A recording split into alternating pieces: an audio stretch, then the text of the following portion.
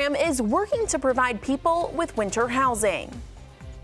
Good evening and thank you for joining us for 10 News at 6. I'm Sydney Jackstimer. Fire officials in Bedford County are working to contain a large brush fire in the Thaxton area. We're told units from Bedford, Montvale, Stewartsville, Moneta, and the Department of Forestry are on the scene. Now they're asking residents to stop from any outdoor burning due to the dry conditions. And in Montgomery County, 5 separate brush fires are now contained, according to emergency officials. The fires took place in Christiansburg, Allegheny Springs, Reiner, and Pilot. But the largest of the 5 fires was in the Allegheny Springs area and burned about 3 acres. Now, all the fires are currently contained or were put out. No injuries were reported at any of the fires. A man in Amherst County has been charged with aggravated murder in connection to a July homicide. The sheriff's office says Kenneth Barber is allegedly responsible for killing Phyllis Allman at her home on Boxwood Farm Road. They say Barber was previously charged with malicious wounding. He's still being held without bond. One person was taken to the hospital after a single vehicle crash in Huddleston early this morning. According to the Huddleston Volunteer Fire Department, crews were called to Wyatt's Way for a car crash with someone trapped inside. When crews got there, they saw the vehicle had rolled over multiple times, hitting a pole and knocking out power in the area. Crews removed the driver's side door to rescue the victim, who was taken to the hospital. Fire units remained on scene until the car could be removed and the road reopened. And turning now to your forecast, today has felt more like an early fall day rather than November. Meteorologist Marshall Downing joins us now. Marshall, is the warm sticking around, or are we going back to winter feels? In fact, I think our temperatures are getting even warmer for a few days this week, and then we've got a cool down. So whatever people like, at least we've got options this time. Exactly. Most of us are looking at more and more temperatures like today as we go through the first days of the week. But once we get towards the end of it, then we come back down towards the 50s for a little bit more of a reality check. That's closer to what averages this time of year. Right this minute, we're staying pretty nice and dry. There's some clouds off towards Indiana and Illinois with the system moving through the upper parts of the Midwest. Our high pressure, which has done a nice job keeping us sunny and at least calm, will keep us calm through the evening and keep those showers away. We stay pretty dry with temperatures falling from around 60 to around 50 by 10 p.m. Now, because of all the dry weather we've had recently, a lot of our region is in a drought, and even some places in a severe drought. It's not as bad as it is in Louisiana and Mississippi, but that's still not exactly good. You have to go well into West Virginia to get outside of the abnormally dry categories. Now, we're probably going to get a little worse before we get better. We have some pretty dry days ahead, but once we get towards Friday, that does bring a little bit more consistent rain, and that should help us out.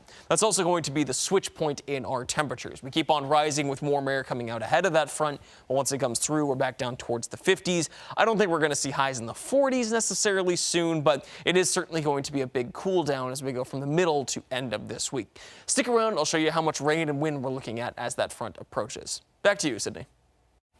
U.S. Secretary of State Antony Blinken visited Ramallah on Sunday to meet with the president of Palestine amid escalating violence in the country. Blinken also met with key Middle Eastern leaders in Jordan this weekend. The Arab leaders called for an immediate ceasefire in Gaza, while Blinken reiterated U.S. opposition, advocating instead for humanitarian pauses. Rob Kirkpatrick has the latest. The war in Israel is raging on, and the casualties are mounting. Dozens of people were killed in a blast at a refugee camp in the central Gaza Strip late Sunday night, according to officials at a nearby hospital. This comes as Israel says they earlier targeted an ambulance they say was being used by Hamas. The strike outside the hospital left more than a dozen dead. Hamas has underneath the hospital its command and control, and from that center underneath the hospital, they have a spiderweb of tunnels that literally goes for miles. Senator Bernie Sanders says Israel must do what they can to limit civilian casualties. What Israel does not, in my view, have a right to do is to kill thousands and thousands of innocent men, women, and children who had nothing to do with that attack. U.S. Secretary of State Antony Blinken also met with Palestinian Authority President Mahmoud Abbas in Ramallah on Sunday as calls for a ceasefire escalate. The meeting was described as, quote, tense when Blinken refused to call for a ceasefire, instead opting for a shorter, quote, humanitarian pause. I think everyone would welcome humanitarian pauses. There's no doubt about that. There are obviously different views, including on the question of the ceasefire. But there's no doubt from my conversations with all of our colleagues who were in Amman yesterday that everyone would welcome the humanitarian pause. Rob Kirkpatrick, 10 News, working for you.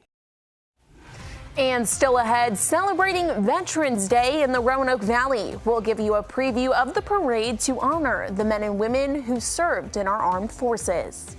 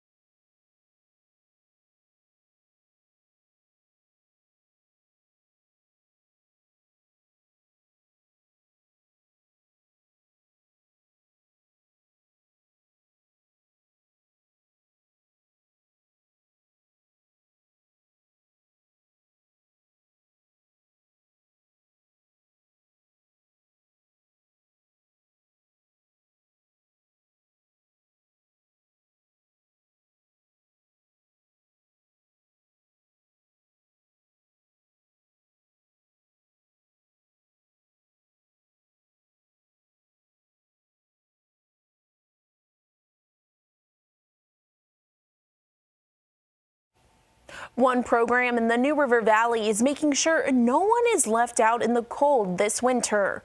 To Our House is a program run by New River Community Action. The mission is to provide winter housing for people experiencing homelessness in the New River Valley. Different churches host the program each month and provide hot meals and overnight shelter. They say it's one way they're helping people get back on their feet. One of the reasons that we do what we do is rehumanizing folks that have been pushed to the margins of society. We use the language of the hospitality industry by calling people our guests. We don't say it's that homeless person. We don't want to objectify persons who are just really fighting to survive. Now, the program does have an application process and availability is limited. The 13th annual Virginia's Veterans Day Parade kicks off this Saturday. From heroes to horses to marching bands, dozens of entries will hit the streets in downtown Roanoke in celebration of those who serve. The Star City is also getting recognized nationally for this year's event. We're thrilled to receive a recognition underneath the Veterans Affairs Department. So they have what's called a Veterans Day Committee that has selected us, as well as 33 other sites across the United States, as a official observance site for Veterans Day. Now, if you can't make it to the parade in Roanoke, don't worry. You can watch it all live right here on WSLS. And still ahead, helping those who struggle with addiction. The foundation launched in a late actor's name.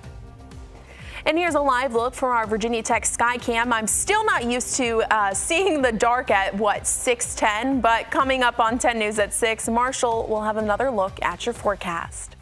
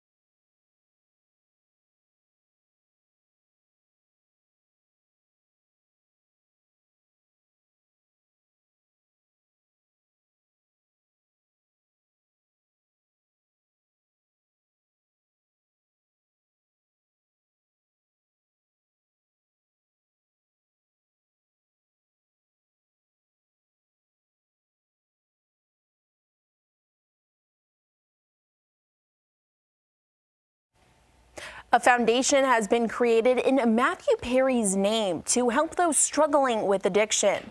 The foundation launched Friday, just less than a week after the actor's death from an apparent drowning. In a statement, the Matthew Perry Foundation says it wants to honor the actor's legacy by, quote, making a difference in as many lives as possible. Perry, who played Chandler Bing on Friends, has been open about his lifelong efforts to recover from drug and alcohol addiction. He detailed his journey in a 2022 memoir called Friends, Lovers, and the Big Terrible Thing. In an interview last year, Perry says he hoped to be remembered most for his efforts helping others struggling with addiction. And a recall alert tonight. Tyson Foods is recalling about 30,000 pounds of chicken nuggets. Saturday, the company said it was voluntarily pulling the nuggets after some people reported finding small pieces of metal inside the patties. This recall is for the 29-ounce bag with a best use date by September 4th, 2024.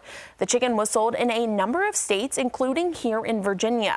Now, the USDA says there has been one minor oral injury associated with consumption of the nuggets. The 10 News Weather Authority, always watching and tracking for you from the JES Weather Center.